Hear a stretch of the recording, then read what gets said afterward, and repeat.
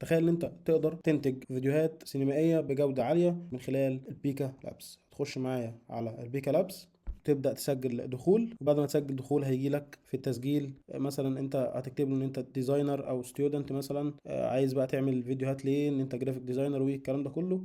ونبدا بقى هنا نديله البرومبت اللي احنا عايزينه. فانا دخلت على شات جي بي تي وقلت له ان انا عايز كائنات فضائيه بتمشي على سطح الارض. فاحنا هنشوف بقى النتيجه اللي هتظهر. هندوس هنا جينيريت. فاحنا لما دوسنا على جينيريت دخل بقى على الفيديو جينيريشن، واحنا مستنيين دلوقتي عشان يطلع لنا النتائج. فاحنا بعد ما اخترنا الصوره وقلنا له جينيريت، هنستنى بقى الفيديو بياخد مثلا وقت زي ما هو كاتب من 3 ل 5 دقايق. فانا هستنى اما يخلص وبعد كده هرجع لكم تاني. طبعا بعد ما استنينا الوقت وخلص لنا الفيديو، طلع الفيديو بالمنظر ده. تقدر برضو ان انت تحمله، وتقدر ان انت تضيف له ساوند مثلا، اي ساوند افكت زي ما انت عايز، وتقدر تضيف ايديت تاني عليه، اي برومبت تاني زي ما انت عايز. انت هنا بتختار الجنريشن او الموديل اللي انت هتشتغل عليه. فانت ممكن برضو تجرب الموديل اللي هو ال V2 او ال V1 زي ما انت عايز، وممكن تبقى تحدد له انت عايز وقت قد ايه